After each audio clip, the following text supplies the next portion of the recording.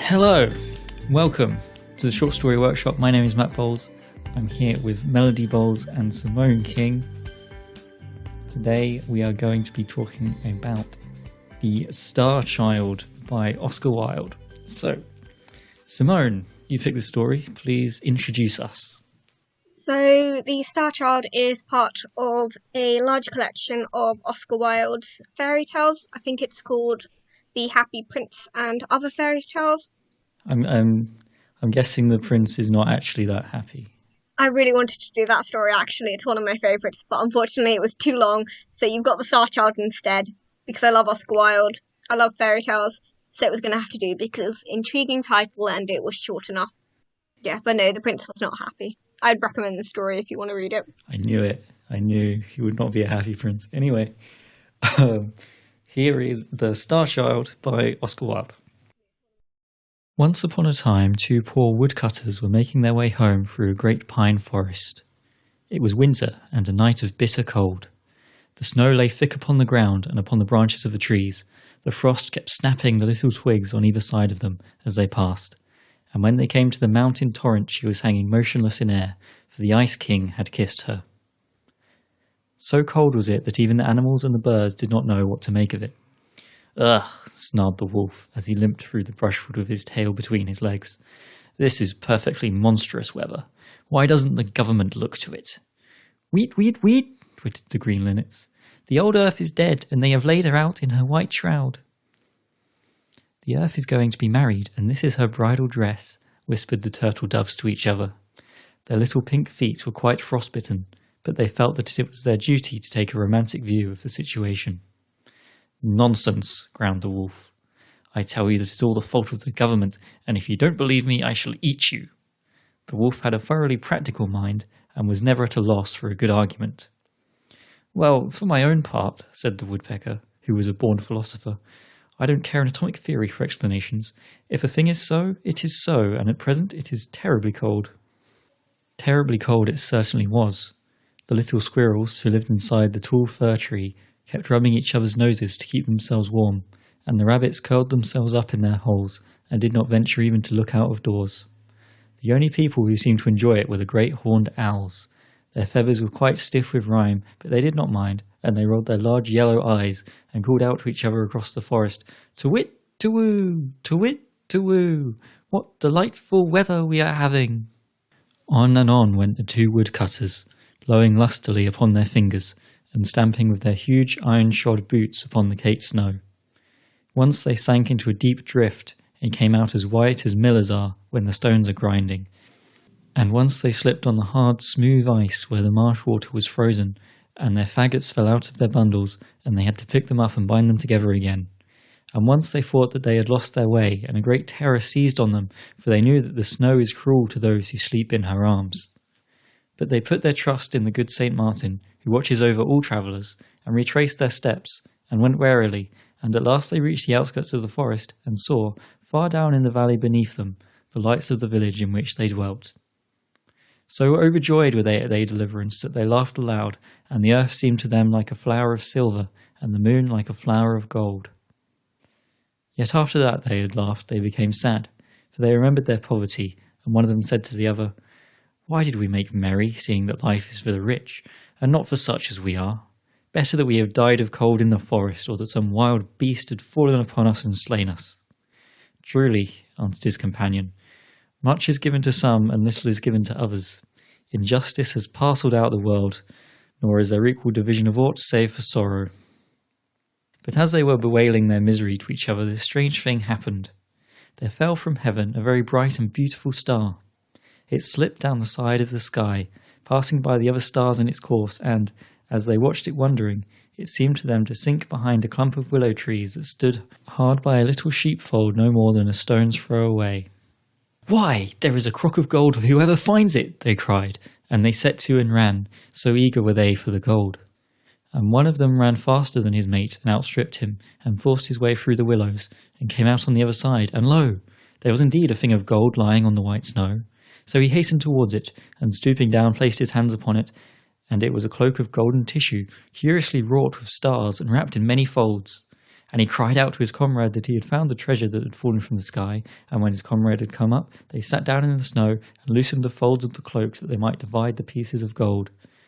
But alas, no gold was in it, nor silver, nor, indeed, treasure of any kind, but only a little child who was asleep. And one of them said to the other, "This is a bitter ending to our hope, nor have we any good fortune, for what doth a child profit to a man? Let us leave it here and go our way, seeing that we are poor men, and have children of our own whose bread we may not give to another." But his companion answered him, "Nay, but it were an evil thing to leave the child to perish here in the snow, and though I am as poor as thou art, and have many mouths to feed, but little in the pot, yet will I bring it home with me, and my wife shall have care of it." So very tenderly he took up the child, and wrapped the cloak around it to shield it from the harsh cold, and made his way down the hill to the village, his comrade marvelling much at his foolishness and softness of heart. And when they came to the village, his comrade said to him, "Thou hast the child, therefore give me the cloak, for it is meet that we should share." But he answered him, "Nay, for the cloak is neither mine nor thine, but the child's only." And he bade him Godspeed, and went to his own house and knocked. And when his wife opened the door and saw that her husband had returned safe to her, she put her arms round his neck and kissed him, and took from his back the bundle of faggots, and brushed the snow off his boots, and bade him come in. But he said to her, "I have found something in the forest, and I have brought it to thee to have care of it." And he stirred not from the threshold. "What is it?" she cried. "Show it to me, for the house is bare, and we have need of many things." And he drew the cloak back, and showed her the sleeping child. "Alack, goodman," she murmured, "have we not children enough of our own, that thou must need bring a changeling to sit by the hearth? And who knows if it will not bring us bad fortune? And how shall we tend to it?" And she was wroth against him. "Nay, but it is a star-child," he answered, and he told her the strange manner of the finding of it. But she would not be appeased, but mocked at him, and spoke angrily, and cried, "Our children lack bread, and shall we feed the child of another? Who is there who careth for us, and who giveth us food?" "Nay, but God careth for the sparrows even, and feedeth them," he answered. "Do not the sparrows die of hunger in the winter?" she asked. "And is it not winter now?" And the man answered nothing, but stirred not from the threshold. And a bitter wind from the forest came in through the open door, and made her tremble, and she shivered, and said to him, "Wilt thou not close the door? There cometh a bitter wind into the house, and I am cold." "Into a house where a heart is hard cometh there not always a bitter wind?" he asked. And the woman answered him nothing, but crept closer to the fire. And after a time she turned round and looked at him, and her eyes were full of tears. And he came in swiftly, and placed the child in her arms, and she kissed it, and laid it in the little bed where the youngest of their own children was lying. And on the morrow the woodcutter took the curious cloak of gold, and placed it in a great chest, and a chain of amber that was round the child's neck his wife took, and set in the chest also. So the star-child was brought up with the children of the woodcutter, and sat at the same board with them as was their playmate. And every year he became more beautiful to look at, so that all those who dwelt in the village were filled with wonder, for, while they were swarthy and black-haired, he was white and delicate as sawn ivory, and his curls were like the rings of the daffodil. His lips, also, were like the petals of a red flower, and his eyes were like violets by a river of pure water, and his body like the narcissus of a field where the mower comes not. Yet did his beauty work him evil, for he grew proud and cruel and selfish. The children of the woodcutter and the other children of the village he despised, saying that they were of mean parentage, while he was noble, being sprung from a star, and he made himself master over them, and called them his servants. No pity had he for the poor, or for those who were blind or maimed or in any way afflicted, but would cast stones at them and drive them forth onto the highway, and bid them beg their bread elsewhere, so that none save the outlaws came twice to that village to ask for alms. Indeed, he was as one enamoured of beauty, and would mock at the weakly and ill-favoured, and make jest of them. And himself he loved, and in summer, when the winds were still, he would lie by the well in the priest's orchard, and look down at the marvel of his own face, and laugh for the pleasure he had in his fairness. Often did the woodcutter and his wife chide him, and say, "We did not deal with thee as thou dealest with those who are left desolate, and have none to succour them. Wherefore art thou so cruel to all who need pity?" Often did the old priest send for him, and seek to teach him the love of living things, saying to him, "The fly is thy brother, do it no harm. The wild birds that roam through the forest have their freedom, snare them not for thy pleasure. God hath made the blind worm and the mole, and each has its place. Who art thou to bring pain into God's world? Even the cattle of the field praise him. But the Star-Child heeded not their words, but would frown and flout, and go back to his companions and lead them. And his companions followed him, for he was fair and fleet of foot, and could dance and pipe and make music. And wherever the Star-Child led them, they followed, and whatever the Star-Child bade them to do, they did. And when he pierced with his sharp reed the dim eyes of the mole, they laughed, and when he cast stones at the leper, they laughed also. And in all things he ruled them, and they became hard of heart, even as he was. Now there passed one day through the village a poor beggar woman. Her garments were torn and ragged, and her feet were bleeding from the rough road on which she had travelled, and she was in very evil plight. And being weary, she sat herself down under a chestnut tree to rest. But when the Star-Child saw her, he said to his companions, See, there sitteth a foul beggar woman under that fair and green-leaved tree. Come, let us drive her hence, for she is ugly and ill-favoured. So he came near and threw stones at her and mocked her, and she looked at him with terror in her eyes, nor did she move her gaze from him. And when the woodcutter, who was cleaving logs in a haggard hard by, saw what the Star-Child was doing, he ran up and rebuked him, and said to him, Surely thou art hard of heart, and knowest no mercy, for what evil has this poor woman done to thee, that thou shouldst treat her in this wise? And the Star-Child grew red with anger, and stamped his foot upon the ground, and said, Who art thou to question me what I do? I am no son of thine to do thy bidding. Thou speakest truly, answered the woodcutter. Yet did I show thee pity when I found thee in the forest. And when the woman heard those words, she gave a loud cry, and fell into a swoon. And the woodcutter carried her to his own house, and his wife had care of her. And when she rose up from the swoon into which she had fallen, they set meat and drink before her, and bade her have comfort. But she would neither eat nor drink, but said to the woodcutter, Didst thou not say that the child was found in the forest, and was it not 10 years from this day? And the woodcutter answered, Yea, it was in the forest that I found him, and it is 10 years from this day. And what signs did thou find with him? She cried. Bare he not upon his neck a chain of amber? Was not round him a cloak of gold tissue embroidered with stars?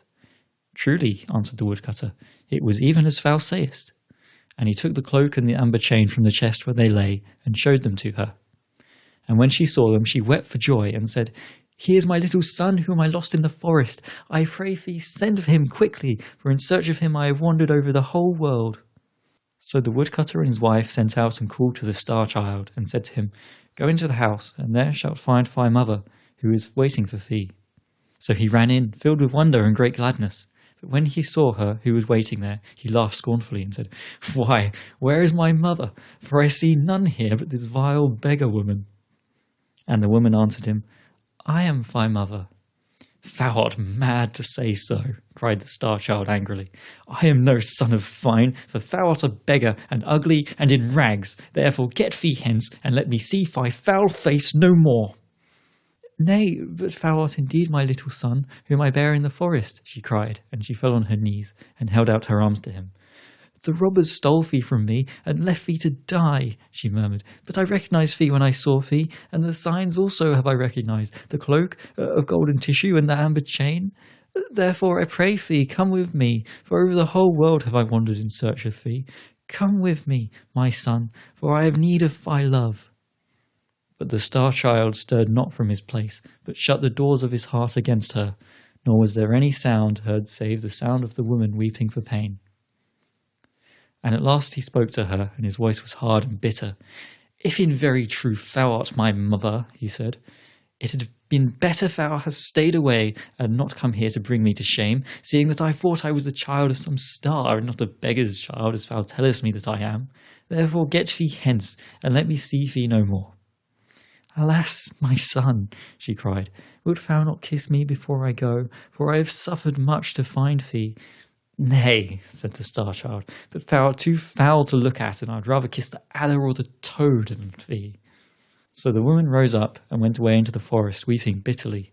And when the Star-Child saw that she had gone, he was glad, and ran back to his playmates that he might play with them. But when they beheld him coming, they mocked him and said, Why, thou art as foul as the toad, and as loathsome as the adder. Get thee hence, for we will not suffer thee to play with us. And they drave him out of the garden. And the Star-Child frowned and said to himself, What is this that they say to me? I will go to the well of water and look into it, and it shall tell me of my beauty.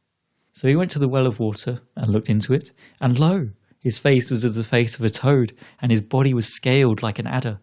And he flung himself down on the grass and wept, and said to himself, Surely this has come upon me by reason of my sin, for I have denied my mother, and driven her away, and been proud and cruel to her. Wherefore will I go and seek her through the whole world, nor will I rest till I have found her. And there came to him the little daughter of the woodcutter, and she put her hand upon his shoulder, and said, What doth it matter if thou hast lost thy comeliness?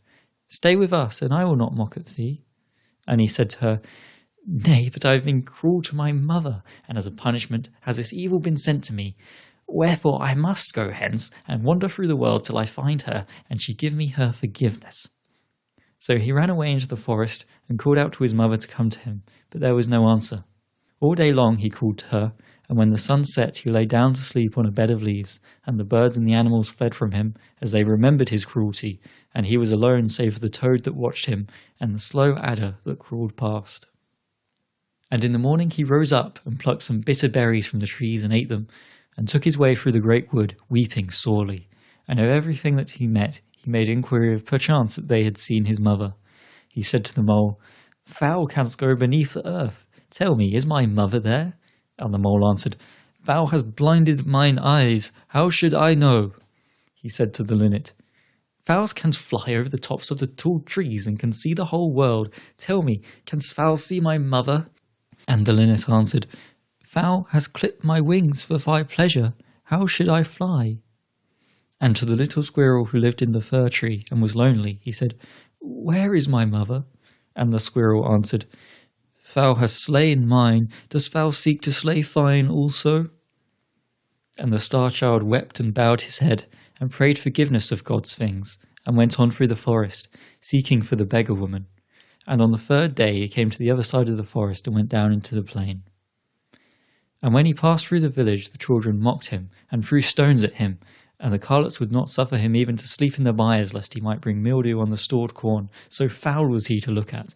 And their hired men drave him away, and there was none who had pity on him. Nor could he hear anywhere of the beggar woman who was his mother, though for the space of 3 years he wandered over the world, and often seemed to see her on the road in front of him, and would call to her, and run after her till the sharp flints made his feet to bleed. But overtake her he could not, and those who dwelt by the way did ever deny that they had seen her, or any like to her, and they made sport of his sorrow. For the space of 3 years he wandered over the world, and in the world there was neither love nor loving kindness nor charity for him, but it was even such a world as he had made for himself in the days of his great pride. And one evening he came to the gate of a strong walled city that stood by a river, and weary and footsore though he was, he made to enter in. But the soldiers who stood on guard dropped their halberds across the entrance, and said roughly to him, What is thy business in the city? I am seeking for my mother, he answered, and I pray ye to suffer me to pass, for it may be that she is in this city.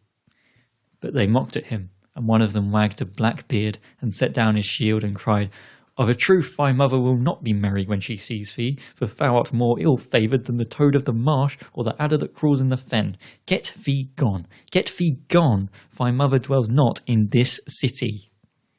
And another, who held a yellow banner in his hand, said to him, Who is thy mother, and wherefore art thou seeking for her? And he answered, My mother is a beggar even as I am, and I have treated her evilly, and I pray ye to suffer me to pass, that she may give me her forgiveness, if it be that she tarrieth in this city. But they would not, and pricked him with their spears. And as he turned away weeping, one whose armour was inlaid with gilt flowers, and on whose helmet couched a lion that had wings, came up and made enquiry of the soldiers who it was who had sought entrance. And they said to him, It is a beggar and the child of a beggar, and we have driven him away. Nay, he cried laughing, but we will sell the foul thing for a slave, and his price shall be the price of a bowl of sweet wine. And an old and evil-visaged man who was passing by called out and said, I will buy him for that price. And when he had paid the price, he took the star-child by the hand and led him into the city. And after they had gone through many streets, they came to a little door that was set in a wall that was covered with a pomegranate tree. And the old man touched the door with a ring of graved jasper, and it opened. And they went down 5 steps of brass into a garden filled with black poppies and green jars of burnt clay. And the old man took then from his turban a scarf of figured silk, and bound with it the eyes of the Star-Child, and drave him in front of him. And when the scarf was taken off his eyes, the Star-Child found himself in a dungeon that was lit by a lantern of horn. And the old man set before him some mouldy bread on a trencher, and said, "Eat," and some brackish water in a cup, and said, "Drink." And when he had eaten and drunk, the old man went out, locking the door behind him and fastening it with an iron chain. And on the morrow the old man, who was indeed the subtlest of the magicians of Libya, and had learned his art from one who dwelt in the tombs of the Nile, came into him and frowned at him, and said, "In a wood that is nigh to the gate of this city of clouds there are 3 pieces of gold. One is of white gold, and another is of yellow gold, and the gold of the third one is red. Today thou shalt bring me the piece of white gold, and if thou bringest it not back, I will beat thee with 100 stripes. Get thee away quickly, and at sunset I will be waiting for thee at the door of the garden. See that thou bringest the white gold, or it shall go in with thee, for thou art my slave, and I have bought thee for the price of a bowl of sweet wine."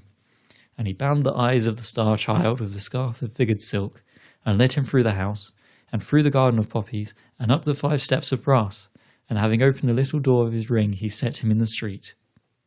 And the Star-Child went out of the gate of the city, and came to the wood of which the magician had spoken to him. Now this wood was very fair to look at from without, and seemed full of singing birds and of sweet-scented flowers, and the Star-Child entered it gladly. Yet did its beauty profit him little, for wherever he went harsh briars and thorns shot up from the ground and encompassed him, and evil nettles stung him, and the thistle pierced him with her daggers, so that he was in sore distress. Nor could he anywhere find the piece of white gold of which the magician had spoken, though he sought it from morn to noon, and from noon to sunset. And at sunset he set his face towards home, weeping bitterly, for he knew what fate was in store for him. But when he had reached the outskirts of the wood, he heard from a thicket a cry as if someone is in pain. And forgetting his own sorrow, he ran back to the place, and saw there a little hare caught in a trap that some hunter had set for it. And the Star-Child had pity on it, and released it, and said to it, "I am myself but a slave, yet may I give thee thy freedom." And the hare answered him, and said, "Surely thou hast given me freedom, and what shall I give thee in return?" And the Star-Child said to it, "I am seeking for a piece of white gold, nor can I anywhere find it, and if I bring it not to my master he will beat me." "Come thou with me," said the hare, "and I will lead thee to it, for I know where it is hidden, and for what purpose."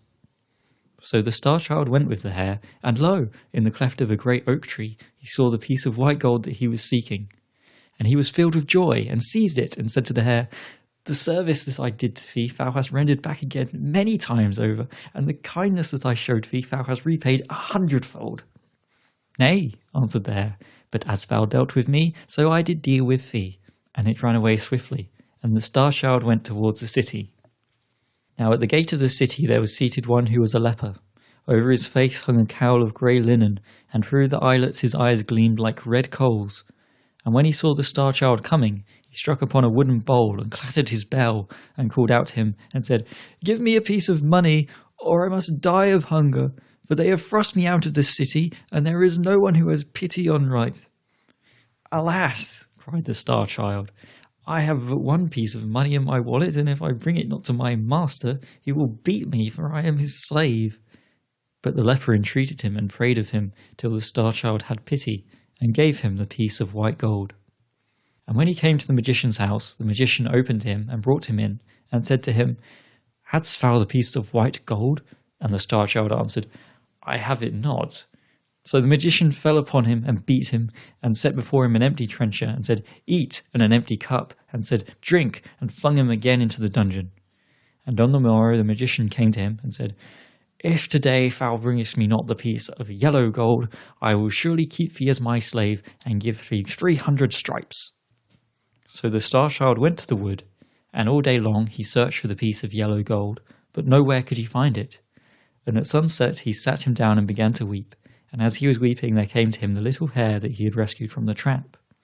And the hare said to him, "Why art thou weeping, and what dost thou seek in the wood?" And the Star-Child answered, "I am seeking for a piece of yellow gold that is hidden here, and if I find it not, my master will beat me and keep me as a slave." "Follow me," cried the hare, and it ran through the wood till it came to a pool of water, and at the bottom of the pool a piece of yellow gold was lying. How shall I thank thee? Said the Star-Child, for lo, this is the second time that you have succoured me. Nay, but thou hadst pity on me first, said the hare, and it ran away swiftly. And the Star-Child took the piece of yellow gold and put it in his wallet and hurried to the city. But the leper saw him coming and ran to meet him and knelt down and cried, Give me a piece of money or I shall die of hunger. And the Star-Child said to him, I have in my wallet but one piece of yellow gold, and if I bring it not to my master, he will beat me and keep me as his slave.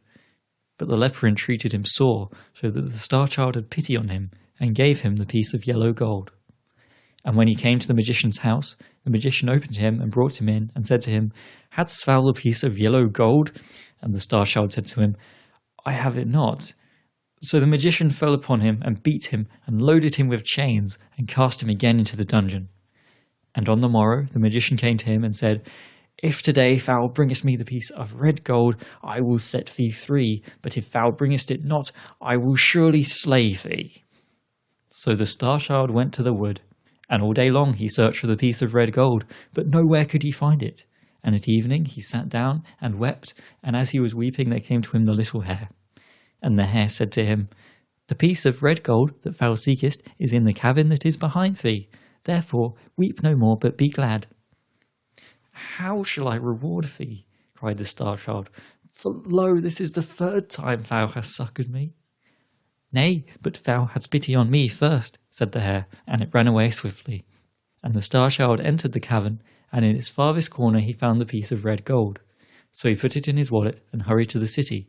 And the leper, seeing him coming, stood in the centre of the road and cried out and said to him, Give me the piece of red money, or I must die. And the Star-Child had pity on him again, and gave him the piece of red gold, saying, Thy need is greater than mine.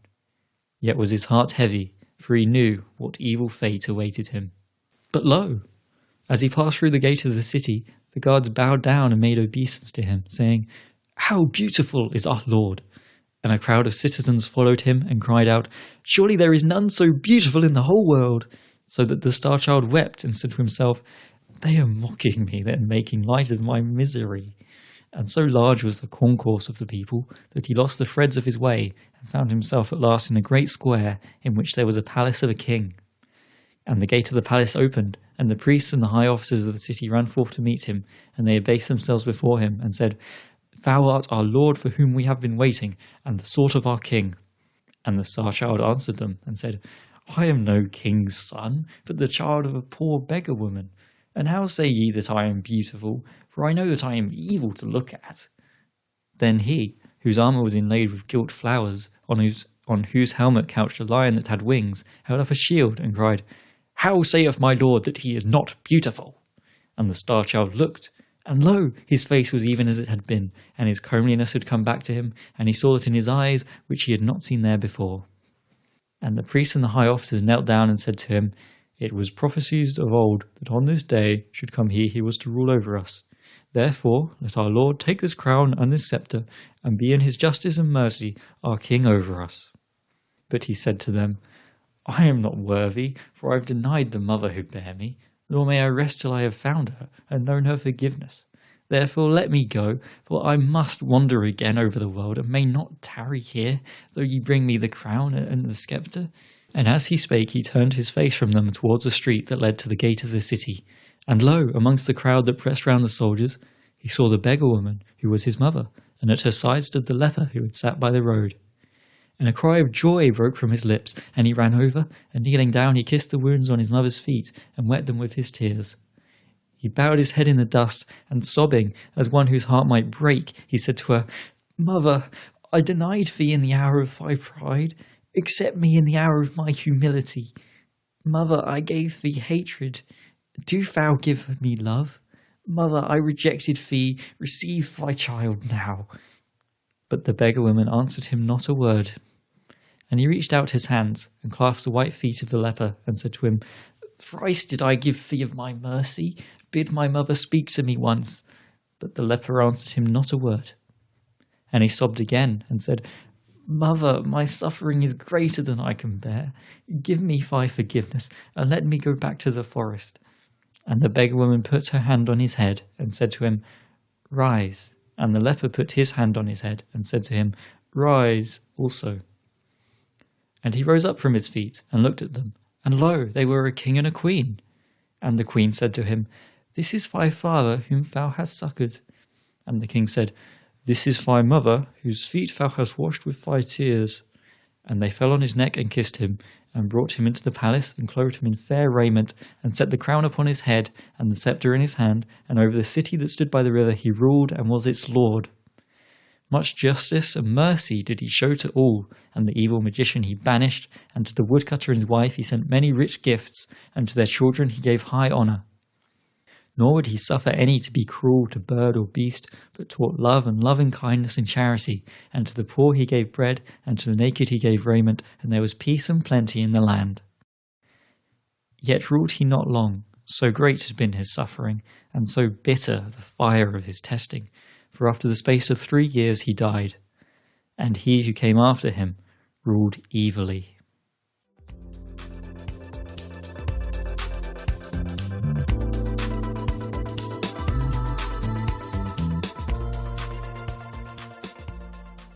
So, let's talk about first impressions. My feelings on this story were complicated and confusing. So Mel, maybe you should start. I feel like I want to like this story, but I'm not convinced the main character is a likable person. Is that what's holding you back? I feel he is just not a nice person, and that kind of spoiled the story for me. I think Wilde went in too heavy on that. He's mean to animals and terrible to people, and he won't even acknowledge his mother. I think he might have gone in too hard on the cruelty at the start for me to really feel any kind of empathy for the character. I agree. Would you say that at the end of the story, he is a good person? Hard to say. I want to think that he's learned his lesson because he does help the hare and stuff, but I don't know. I can't put my finger on it. Something doesn't ring true somewhere. And you feel, as a reader, is it because of the genre expectation of a fairy tale that you would have wanted him to learn his lesson, or do you just not like very mean characters and therefore you want to see them change because of that? I'm being careful with my words because I think it's true people can change, but I suppose he's so harsh at the beginning that it's hard for me to convince someone like that would change by the end. Yes, I fully agree. I don't think the transformation that we're shown is earned at all, because all that happens really is that he gets his beauty taken away from him, and then suddenly we're expected to be like, oh, he's now a nice person, and it just doesn't really make sense. I would agree, but I think that's quite an interesting theme to analyse later on. I will say I think it was probably deliberate, but I still hate it. Okay. Fair. So to me, especially with the ending, because this feels like a very classic fairy tale. There's this guy, he's mean to people, bad things happen, he learns to be nice to people, happily ever after. That's your fairy tale. But then at the very end, he undercuts it all by being like, yeah, but then he dies and the next guy's evil, right? Yeah. Is that not a kind of commentary in and of itself? What do you mean by that? Nothing lasts, and you have a very short amount of time to make your mark, and you can work to be kind, but what matters is not necessarily your individual kindness, but what we as a society do as a whole, because the next person's just evil. That defeats the purpose. And it kind of undercuts this idea that our own personal transformations are the most important thing, when actually they can be part of a larger suggestion of society as a whole that's creating these kinds of people. Okay, I think I see what you're saying. I like that. Like you say, it's unrealistic that he changed. Well, maybe he didn't completely change. Like, he just learnt to act in a better way. That doesn't necessarily mean you have an internal change of heart. You can just adapt your behaviour to be something that's more socially acceptable as you grow older. I'm thinking now that is what is bugging me. It feels like he changed because he was punished and not because he realised what he was doing was wrong. which is also a kind of character development. It's just it's sort of self-awareness more than necessarily a moral shift, which I think is an interesting way of approaching a fairy tale, which is one of the reasons I like the story so much, because it's unusual. Like, normally you would expect the character to have an internal change of heart. Yeah. Like, not convinced it does. I hadn't thought about the very ending being more of a commentary on the society that he was in, and that kind of makes a lot more sense to me now I think about it. But the way I read it was that he was almost poking fun at the idea of having a moral in the first place, in that he set up this kind of classical story, but then at the very end he said, but it doesn't matter. And that felt like a poke at the genre and at stories like that. But the reason I wasn't happy with it was because I felt like it was quite a cheap way of doing that. And he didn't really necessarily show what was wrong with the idea of the story as much as he just did the story and then later on said, actually, it's not the same thing. It seemed like quite a pithy thing to just, take away the outcome. I do quite like the idea that he kind of wrote the moral part of the story so that it didn't quite feel like it would happen, because that's more what I think that to me shows more of the problem with the kind of story that he is trying to attack, if I'm interpreting that right. So he undercut the story at the end because he was trying to attack stories with morals. I think that's one way of looking at it, yeah, and that's the way that I was originally looking at it. Okay. That makes sense. And in which case I would agree that it was a poor way, because you'd expect the moral to be undercut throughout the entire story, not played straight and then twisted at the end, because that feels more like a I want my cake and eat it too kind of feeling. Yeah, it doesn't quite feel right. But then he does make the point earlier on that Starchild he has followers and people who are happy to do exactly what he says as long as he's beautiful. Earlier on, so it's already undercutting the traditional morality, where if you're ugly, you're evil, and if you're beautiful, you are a kind person, which was a trope in fairy tales and that kind of thing at the time. Like, if you look in, for example, Disney stories on how often the wicked creature is, like, depicted as an old crone or something, it's a massive fairy tale trope to conflate what we look like with our internal morality, which I think is something that he's playing with very much in this story. It felt like there was going to be some moral about not judging people on appearances, but it didn't quite match up with the story. It's the same thing, right? He's played something straight and then some things he's deliberately just flipped. And I kind of see what the aim of that is, but it feels like it didn't quite work for me because it didn't feel cohesive. It felt like almost random. He just picked some things to flip on the head and other things he left the same. Beauty equals goodness is everywhere, though, definitely. And that he does a lot between our ideas of ugliness and beauty and morality. It's a theme he returns to throughout his novels and his work, I think. For example, his most famous work, The Picture of Dorian Gray. So it's about this guy, Dorian, who is a stunning youth who gets painted by a painter, and the painting is the most beautiful thing he's ever seen. And he kind of makes a wish that he could stay like that forever.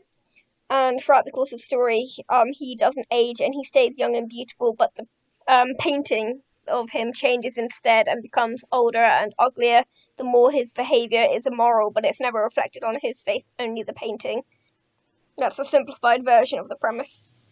But anyway, it's the same idea. It's still kind of doing something with beauty and what we outwardly see versus what we internally are. And I guess the idea of that we're willing to dismiss the evil behaviour of beautiful people, possibly because we are so trained to think that beauty equals goodness. Yeah, I think you see that a lot in stories and possibly real life, the fact that people let things go for somebody who they find attractive. There's always in chick flicks the beautiful mean girl as well. I think that one comes in from the idea of, so sometimes the things that we hallmark as being wrong in society are not necessarily wrong, which is where sexy villains come in, particularly because villains are often, for example, queer-coded or coded in some way that's outside of mainstream society. So when you have a very beautiful, very seductive mean girl, it allows you to play into the fantasy of something forbidden, but you're seduced into it, so it's not your fault. Like, you can't take responsibility for your behaviour because it was them. They're bad, so, they take responsibility for it, but also you benefit and you get to play out your fantasies, particularly in fiction, because you're then not doing it in real life. I've never heard that before, and I think that's both right and really interesting. I was thinking when you were talking about beauty equals goodness, I was like, and villains equals sexy. Is that how does it link?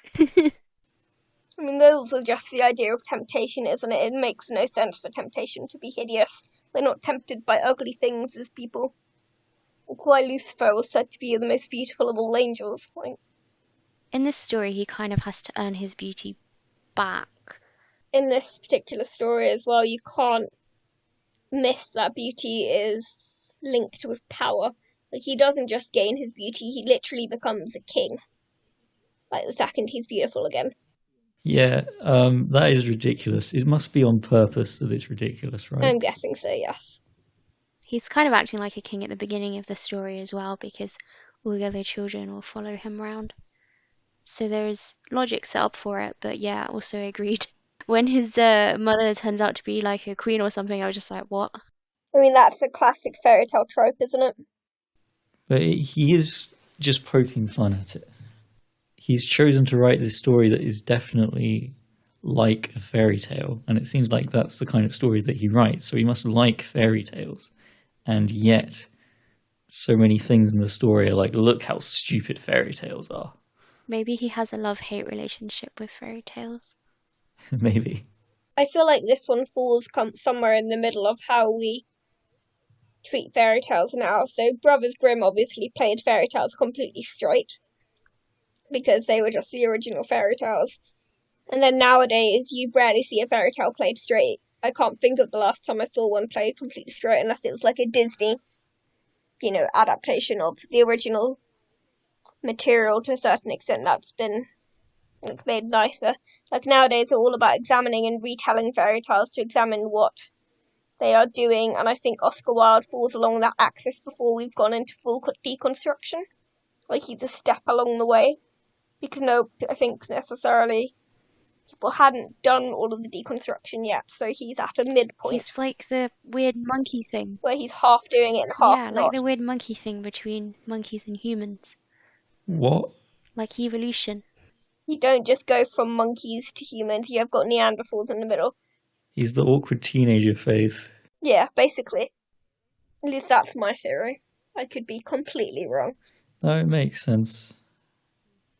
I'm still caught up on this ending. Like, it's so strange to me that you would get to that point in the story. Sorry to go backwards again, but to get to that point in the story and then just like have that last paragraph that is like, actually, it doesn't matter after all. It's kind of what it feels like it's saying. I thought maybe it was a comment on how he didn't have time to build anything because he'd wasted so much by rejecting his mother and having to go on this quest to find her again. Here's what bothers me about it. It feels like he's saying, look, he's gone through this change and become a good person, but actually the change kills him after 3 years, so it was pointless. And therefore I'm left thinking, well, what then? We should just all be jerks. Oscar Wilde would argue probably that it's not supposed to have a moral point, given he's very much against, I think a famous quote of his is, there is no such thing as a moral or an immoral book. Books are well written or badly written, that is all. And that he also said the books that the world call immoral are books that show the world its own shame. But but I feel like because it's a fairy tale, the moral must be the point. And if the point is that there is no point, why am I reading it? I mean, it's a fairy tale. That doesn't necessarily mean it is doing a moral. Like, it could be a shift in the genre. Like, a lot of fairy tales these days don't necessarily include a moral. We're just using the tropes. But it feels so much like a story that should have a moral. Maybe that's the point. It subverts our expectation, I suppose, in that it starts off like it's going to have a moral, and then it kind of ends on a note where it's like, I thought about having a moral and then decided not to. Maybe it's challenging you on why you want it to have a moral so badly. Or even that the moral is just bad, if we take it as the interpretation that we shouldn't be try to be good. Um, I think maybe you're right, and the point is that it's poking fun at the reader, perhaps saying, "Oh, you're looking for a moral. Joke's on you. There isn't such a thing here." Either that or it's about the larger society that enables the character's behaviour. Yeah, it could be. Earlier we were talking about maybe he has a love-hate relationship with fairy tales. Maybe he likes the style and the conventions of fairy tales but hates the morals. Just some wild speculation on Oscar Wilde. No one laughed at my joke. It's confusing. I feel like that impeded my enjoyment of the story because I came in with certain expectations, and then when they weren't fulfilled, I thought, okay, this is not what I was expecting, and it not really in a good way. I was just confused. I mean, you're not the only person who thinks that. I think that from what I've seen, at least online, a lot of people share the view that the ending doesn't make sense. I feel like part of the point is that it's not fair because I think so much of what Oscar Wilde faced probably wasn't fair. So, like, he'd probably quite resent the idea that, oh, it always turns out perfectly.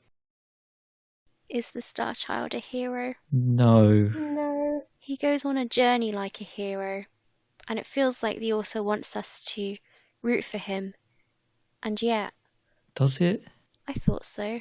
Otherwise, why would you be going on a journey with him to try and make up for the fact that he wouldn't accept his mother?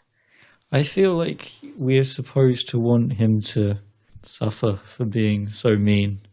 We're supposed to want poetic justice because it's hard to root for someone who is just not a good person. So does that mean the ending is supposed to be frustrating when it turns out he's a king? I feel like it is deliberately frustrating no matter what he wanted from the story, which is just belligerent. Okay, if he's not a hero, is he an anti-hero or a villain? Or is he just a character? I mean, I think he's clearly the protagonist of the story, regardless of what else he is. Yes. You could argue... No, I don't think we can define him because he moves too much along the axis of morality. He goes backwards and forwards. So it's you can't say, oh, he's a hero, he's a villain. If anything, you could say, oh, he's a villain at the start and then he becomes a hero or something like that. But I don't even know if that's true. What do you think, Mel? I guess I'm still going back to my original reading, which was main character. So we're probably supposed to care about this guy and want him to get what he wants and change to be a nice person, and yet that doesn't really happen, so I'm confused. I mean, you say that, but I got quite frustrated when he kept giving the leper character his money. Because I just knew what would happen, and I was just like, why are you being this dumb? You can help him better if you're, like, not beaten to death tomorrow. Yeah, it is things like that where the character, he acts like he is in a fairy tale to such an extent that it just isn't realistic. Yeah, I found him a hard character to get along with because I wasn't sure what he was supposed to represent, I think. Sorry, Oscar Wilde, your story is lost on me. I mean, it's clearly criticising the selfishness of the character to a certain extent. Yes, but then it kind of says, well, that's just how he is and changing is not worth it. I think, apparently the moral of Wilde's story is that no matter how beneficent their ruler, the people will never achieve progress without self-determination, is one take. It feels it's so weird to try and make a statement on culture when it's so much about him as a character, but I suppose he was kind of made that way by other people. I mean, isn't that a comment on our ideas of culture anyway? Because it's the fairy tale is kind of an early take on the Chosen One saga to a certain extent, because it's all about this one character who ends up being a king and the most important person, or the most important princess, or whatever. And it's the idea that it's the fate of this one person that defines everything, which by implication suggests that everyone else in the universe of the fairy tale blinks out and does not matter. Like, what do they do when they're not existing for the main character? Do they have any control over their own outcome if all that matters is one character? Are the animals supposed to represent people? I like the reading that it's about society, but then he doesn't really spend that much time with other people. I mean, yeah, but it's referenced that he does. Like, for example, he has his followers and he's got the family who took him in. So you can't pinpoint his behaviour to the fact that he was unloved as a child, which I think is a very popular motivation given to villainistic characters, is that, oh, well, no one ever taught them kindness, when clearly he gets a lot of lessons from people saying, actually, no, you shouldn't do that. It's not that he's lacking moral guidance, it's something else. Yeah, there are people around. I don't know. I feel like there's so many different ways you could read into this story, and I'm just trying to make sense of it. Find one that my brain likes and fits. Do we agree that he undergoes a redemption arc? We've covered this a little in that you both felt that he doesn't really learn the error of his ways completely. Yeah, I think I've made my point. It doesn't really feel like a proper arc because it doesn't feel like the change that he undergoes is earned in any way. It just kind of happens. And would you say that kind of matches onto a closer Christian ideology where it's not necessarily about an internal change of heart, it's often, at least in society, so long as you outwardly repent, people are happy and they don't really care about your internal change? But he doesn't even have a good reason to change his external, how he appears, really. I don't think.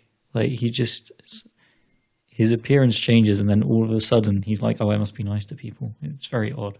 Maybe he's read fairy tales and knows that's what he needs to do. He's genre savvy, yeah. Yeah.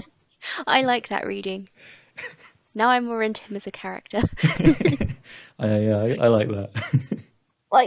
He'd have to be stupid not to make the link between, oh my god, I was mean to my mother and now I'm being punished for it. Okay, every child is taught to, apologize and make amends regardless of if they actually believe it in what they're doing or not. They're still taught what they're supposed to do. Also, in fairy tales, you should always be nice to old crones. That's true. I mean, yeah, I see that there is perhaps the impetus for him to change there, but it feels like he lacked such self-awareness before and was so extremely mean that it just doesn't feel like he would change that quickly. She's crying and he's just happy that she's leaving. I guess it's because the reason that he considered them inferior, everyone else inferior, and why he was mean to them was A, because he thought it was born from a star, which the appearance and truth of the old woman completely denies in the first instance, and 2, because everyone worshipped him because he was beautiful. When the beauty's cut away, he doesn't really have a leg to stand on anymore. He's neither from the stars, nor is he brilliantly beautiful. He's just like everyone he ever mistreated. It's very forced empathy, isn't it, on his part?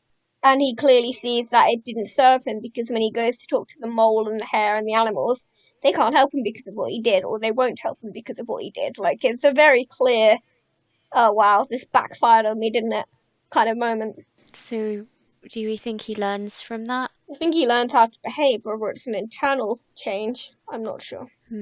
It's hard for me to think about this as if he's a real person, or even try and guess at his behaviour, because it doesn't seem at all realistic in so many places. I don't feel grounded enough. He is a construct, so we can't fully debate him as if he had his own agency, because whatever he does was decided by Wilde. You've made I see. You've made a good point. Now it makes more sense to me why he would change, but it still it feels off to me. Yeah, my intuition is this guy hasn't really learned a lesson. He just is doing what he needs to get his way, which, considering he had no idea that the beggar was a queen or whatever, I'm not sure that makes complete sense, but that's what I feel. Yeah. Okay, so should we talk about the development of fairy tales? Do you feel that it's changed since the Brothers Grimm episode we did on how they approach fairy tales? Yeah. Well, Oscar Wilde's approach is clearly very different. There's an element of satire in this. It's becoming aware of itself, and I think there's starting to be more of a criticism of the messages we give in society, particularly around beauty and morality. I think in some ways this story exaggerates parts of the Grimm's tales. It feels longer and more drawn out than their stories. We have talking animals and the rule of 3 and hidden identities, and they're all kind of pushed on top of each other. These are all things I like about fairy tales. There are so many elements here. No, maybe it's not that there are so many elements, it's that they're more detailed. I prefer Oscar Wilde's writing style, I think, to the Brothers Grimm, though. He's got a prettier tonal phase. Like, I like that you can see some of his style in it, rather than it just being very plain. Yeah, I'll agree. It's got more of a artistic flair. Yes, there is the appreciation for being poetic is there. But many of the things that we've saw in Grimm, like the focus on plot over character and the similar tropes, are definitely still there in full force. Still clearly recognisable as a fairy tale. An interesting story. I don't really know what I take from it. I guess be nice to beggars. Really, out of all the things, is Oscar Wilde going to get mad at us for trying to find a moral in his story that's supposed to be about not having morals? Probably. He's going to come haunt our dreams. I was going to say, are his other fairy tales sort of in this vein? A lot of them deal with beauty and morality. In some of them, there is a redemption arc, which one could argue there is to a certain extent in this one. In others, I think, interestingly, there is not.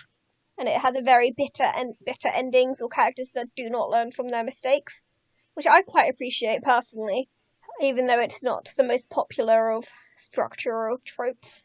I would absolutely recommend Picture of Dorian Gray. It is one of my favourite books ever. Was this an early story for him? Because it feels like some of the elements you've just described are kind of in this story, but maybe haven't been realised to their full potential.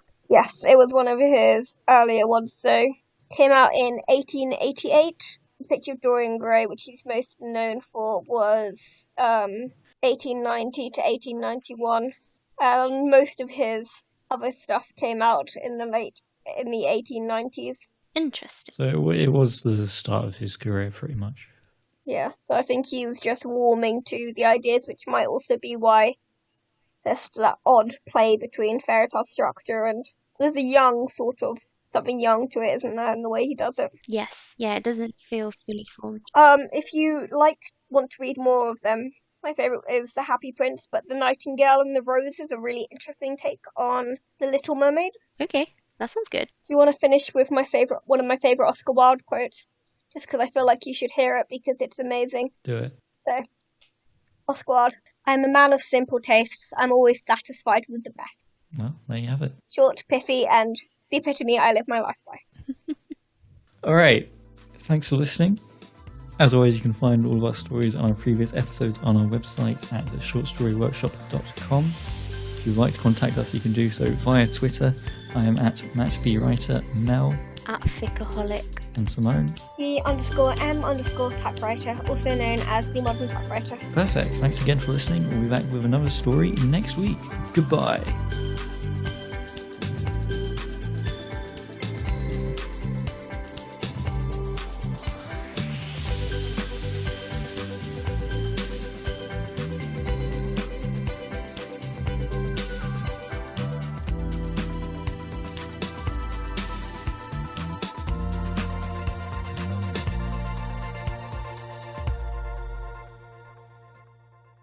I had to think too hard about this story. I can't function anymore.